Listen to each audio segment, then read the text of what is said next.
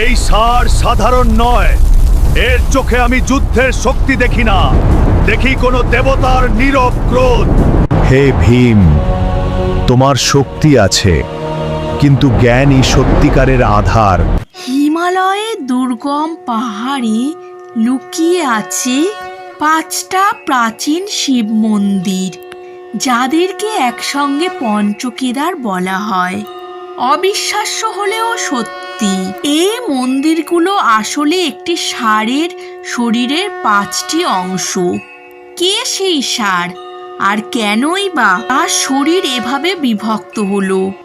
এই ঘটনার সাথে পাণ্ডব ও মহাদেবের কোন কাহিনী জড়িয়ে আছে জানতে হলে ভিডিওটি স্কিপ না করে দেখো সবাই। কুরুক্ষেত্রের যুদ্ধে রক্তক্ষয়ী সংগ্রামের পর পাণ্ডবরা জয়ী হলেও তাদের মনে শান্তি ছিল না। আত্মীয় স্বজন ও গুরুজনদের হত্যার কারণে তারা গোত্র হত্যা ও ব্রহ্ম হত্যার পাপে দগ্ধ হচ্ছিলেন। শ্রীকৃষ্ণের পরামর্শে তারা এই পাপ থেকে মুক্তি পেতে মহাদেবের আশীর্বাদ নিতে হিমালয়ের দিকে রওনা হন। তো মহাদেব তখন পাণ্ডবদের ওপর এতটাই রুষ্ট ছিলেন, তিনি তাদের দেখা দিতে চাইলেন না, কারণ যুদ্ধে ধ্বংসলীলা তিনি সমর্থন করেননি।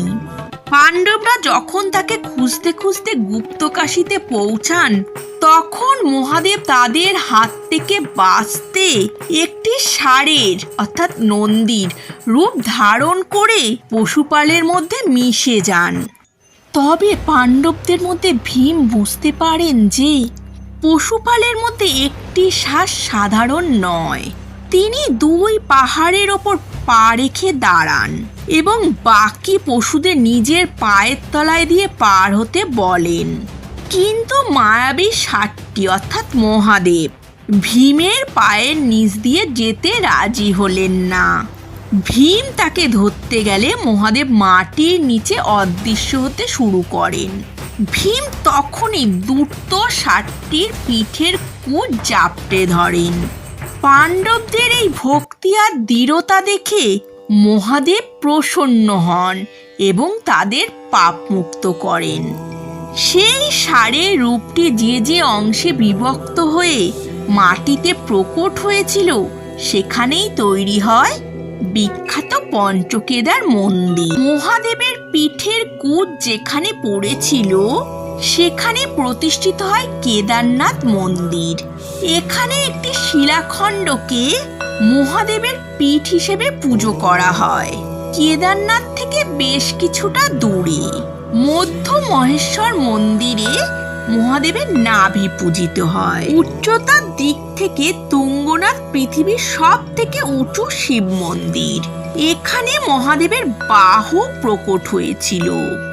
এই মন্দিরে পূজা করলে অসীম সাহস আর শক্তি পাওয়া যায় বলে ভক্তরা বিশ্বাস করেন। রুদ্রনাথে মহাদেবের মুখমণ্ডল পূজিত হয়। এটি একটি প্রাকৃতিক গুহা মন্দির। রুদ্রনাথে মহাদেবকে নীলকণ্ঠ রূপে পূজা করা হয় এবং এই যাত্রাটি পঞ্চকেদারের মধ্যে সব থেকে কঠিন বলে মানা হয়। কল্পেশ্বর মন্দিরে মহাদেবের জটা পূজিত হয়। মজার ব্যাপার হলো, পঞ্চকেদারের বাকি 4টে মন্দির শীতকালে বরফের জন্য বন্ধ থাকলেও কল্পেশ্বর মন্দির সারা বছর ভক্তদের জন্য খোলা থাকে। এই হলো পঞ্চকেদার মন্দিরের গোপন রহস্য।